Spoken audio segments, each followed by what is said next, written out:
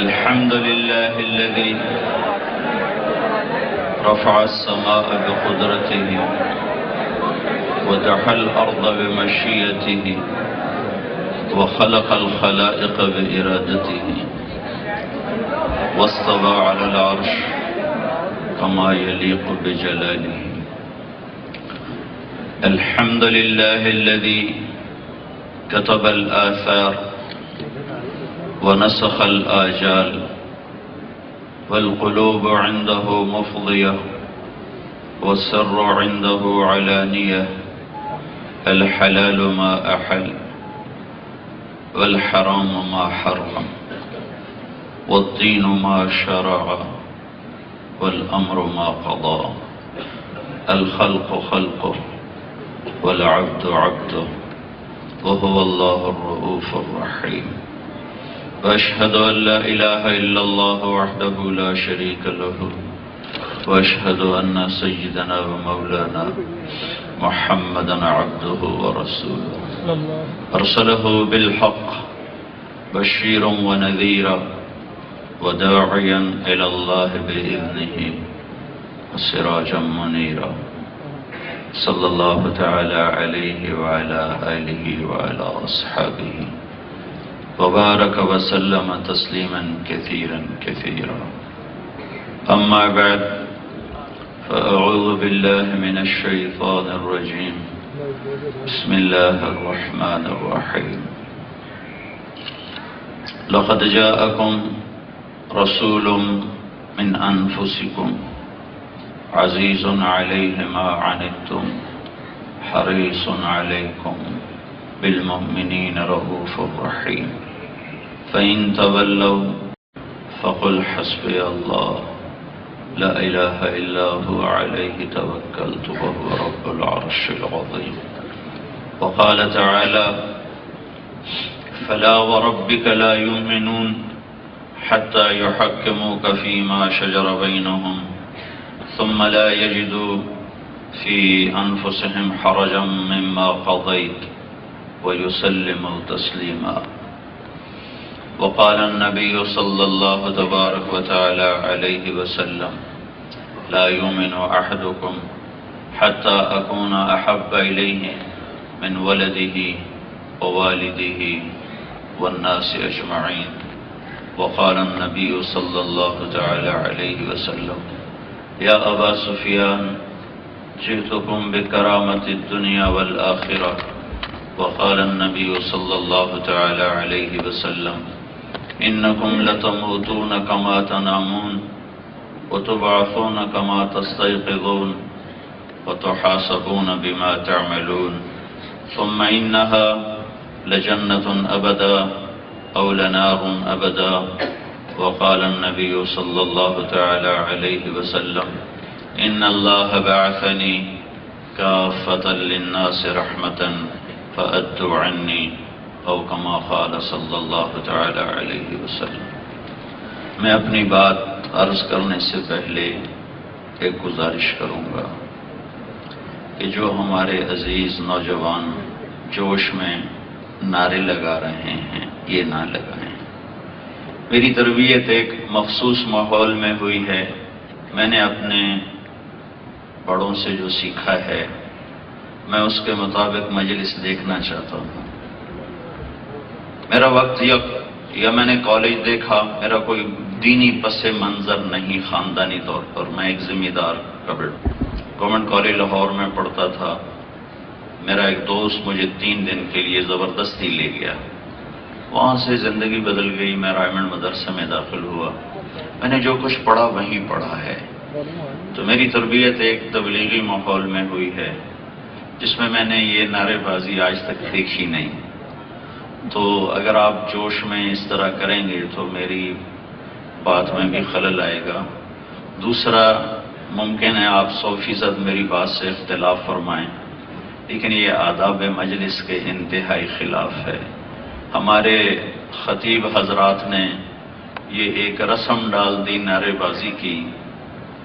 زندگی گزر گئی قرآن و سنت کے ساتھ. ایسا ماحول اور دنیا پھری. ابھی بھی 3 ملک پھر کے آ رہا ہوں. سیدھا آپ ایک رات گھر گزاری ہے اور آج صبح 7 بجے وہاں گاؤں سے چلا ہوں، سیدھا آپ کے پاس آیا ہوں۔ میں کیمرون سوڈان چاڈ گیا ہوا تھا، تو پرسوں میری واپسی ہوئی ہے، مجھے یاد بھی نہیں تھا کہ کوئی پروگرام ہے، تو مجھے رانجھا صاحب نے یاد دلایا کہ تم نے تو یہاں 10:30 کا ٹائم دیا ہوا ہے۔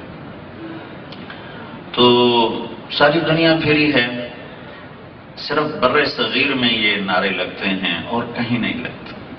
دین کی بڑی بڑی محافل میں گیا ہوں، بات کرنے کا موقع بھی ملا ہے، اور بڑی بڑی مجالس میں علماء کی سننے کا بھی موقع ملا ہے، تو یہ منظر کہیں دیکھا نہیں، اچھا نہیں لگتا۔ اور پھر خاص طور پر جب کوئی سیاسی ہو تو ہماری سیاست تو کھلا اکھاڑا ہے، پتہ نہیں کون سا اجتماعی قصور ہوا تھا۔ موسیٰ علیہ السلام نے ایک دن پوچھا، یا اللہ جب تو ناراض ہوتا ہے تو کیا نشانی، تیرے ناراض ہونے کی کیا نشانی؟ تو اللہ تعالیٰ نے فرمایا، دیکھنا جب بارشیں بے وقت ہوں اور حکومت بے وقوفوں کے پاس ہو اور پیسہ بخیلوں کے پاس ہو تو سمجھنا میں ناراض ہو چکا۔ تو میں تو جب یہ حدیث یاد آتی ہے میں روتا ہوں کہ اللہ پاکستان سے ناراض ہے۔ موسم بے قابو ہیں، ہوائیں منہ زور ہیں، حکومت نکمے انسانوں کے ہاتھ میں ہے، پیسہ بخیلوں کے ہاتھ میں ہے، جنہیں غریب کو دیکھ کر ہی بخار چڑھ جاتا ہے۔ تو اللہ ناراض ہے۔ تو پھر موسیٰ چلے مکمل کر دوں، تو موسیٰ علیہ السلام نے پوچھا، یا اللہ جب تو راضی ہوتا ہے تو کیا نشانی ہے؟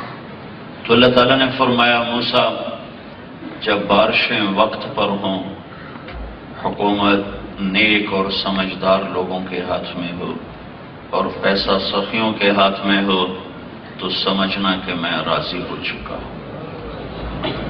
تو پاکستان سے تو اللہ ناراض ہے، کوئی اجتماعی قصور ہوا ہے، جرم ہوا ہے، بنانے والوں نے تو بڑی قربانی دی تھی، آگے سنبھالنے والے شاید سنبھال نہ سکے۔ جو قوم اپنے محسن کو ہی قتل کر دے وہ خیر کیا دیکھیں۔ لیاقت علی خان گولی مار دی۔ خیر بہرحال ہمارا یہ اس وقت سیاسی موضوع نہیں، میں یہ کہہ رہا تھا کوئی سیاسی اکھاڑا ہو تو لگاؤ نعرے، وہاں نقار خانے میں طوطی کی کون سنتا ہے، لیکن میں بڑے وثوق سے کہتا ہوں دینی مجالس میں نعرے بازی بہت بے ادبی ہے، بہت بے ادبی ہے۔ میری بات سے آپ 100% اختلاف فرمائیں، آپ کو پورا حق حاصل ہے، لیکن مجھے بھی چونکہ آپ نے مجھے بلایا ہے تو میری رعایت کرنا آپ کے ذمہ ہے، آپ پر واجب ہے۔ تو میں اس ماحول میں پلا نہیں، پڑھا نہیں۔ ہمارا تو تبلیغ کا ماحول بہت سادہ سا ہوتا ہے، بڑے عاجزانہ انداز میں بات ہوتی ہے، کوئی خطیبانہ انداز نہیں ہوتا۔ مجھے تھوڑی سی بات اس لیے پھیلانی پڑ گئی کہ ضرورت سے زیادہ ہی جوش و خروش نظر آ رہا تھا، تو میرے عزیزوں، میری عمر گزری یا تبلیغ میں یا علم کے ساتھ یا تبلیغ کے ساتھ، تو یہ میں اللہ کے فضل سے پورے وثوق سے کہتا ہوں کہ کسی بھی دینی مجلس میں نعرے بازی انتہائی بے ادبی ہے، یہ ادب کے بہت خلاف چیز ہے۔ تو کم از کم آپ یہاں پابندی فرمائیں، باہر آپ کی راہیں اپنی، میری پگڈنڈیاں اپنی، لیکن یہاں کم از کم اس نعرے بازی سے گریز فرمائیں، تو میری اپیل پہ عمل ہوگا نا انشاءاللہ۔ اللہ آپ کو بہت جزائے خیر عطا فرمائے۔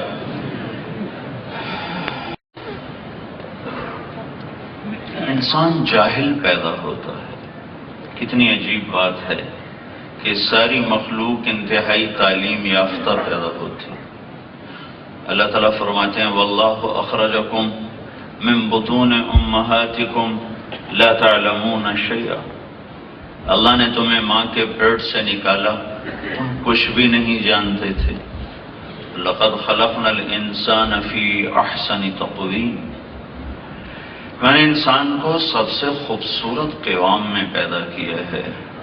اور کیا عجب بات ہے کہ انسان جاہل مطلق پیدا ہوتا ہے، اور انسان کے علاوہ جتنی بھی مخلوق ہے انتہائی تعلیم یافتہ پیدا ہوتی۔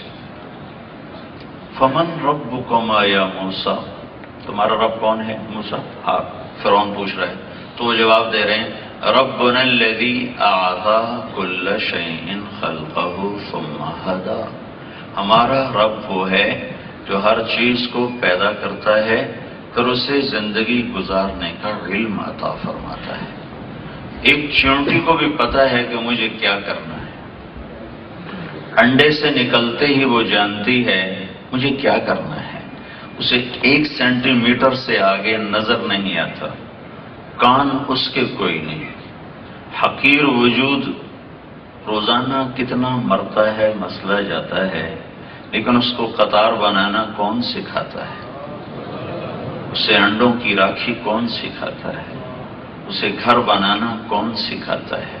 اسے ملکہ کی حفاظت اور پہرے دینا کون سکھاتا ہے؟ ایک عجب جہان ہے۔ پرندے کو اڑنا کون سکھاتا ہے؟ مچھلی کو تیرنا کون سکھاتا ہے؟ 21 دن کے بعد بچہ نکلتا ہے انڈے کے خول سے، صرف 21 دن کے بعد، اور اسے چلنا آتا ہے۔ ہم اپنے بچوں کو چلنا سکھاتے ہیں، اسے کھانا آتا ہے۔ ہم اپنے بچوں کو 4 سال تک کھلانا سکھاتے ہیں۔ اسے اپنے دوست کا پتہ ہے، اسے اپنے دشمن کا پتہ ہے۔ بلی کو دیکھتے ہی بھاگتا ہے ماں کی طرف، اسے کیسے پتہ چلا کہ بلی میری جان کی دشمن ہے؟ اوپر چیل اڑتی ہے، اس کو دیکھتے ہی لپکتا ہے ماں کے پروں کی طرف، اسے کیسے پتہ چلا کہ یہ اوپر اڑنے والا پرندہ مجھے اٹھا کے نوچ سکتا ہے؟ اسے کیسے پتہ چلا؟ ربنا الذی اعطی کل شیء خلقہ ثم ہدی۔ پھر نباتات کو بھی یہ علم حاصل ہے۔ آپ نے کبھی دیکھا نہیں ہوگا کہ آم نے غلطی سے انگور اگا دیا ہو، کریلا غلطی سے میٹھا ہو گیا ہو، تربوز درخت پہ لٹک گیا ہو، کبھی نہیں دیکھا ہوگا آپ نے۔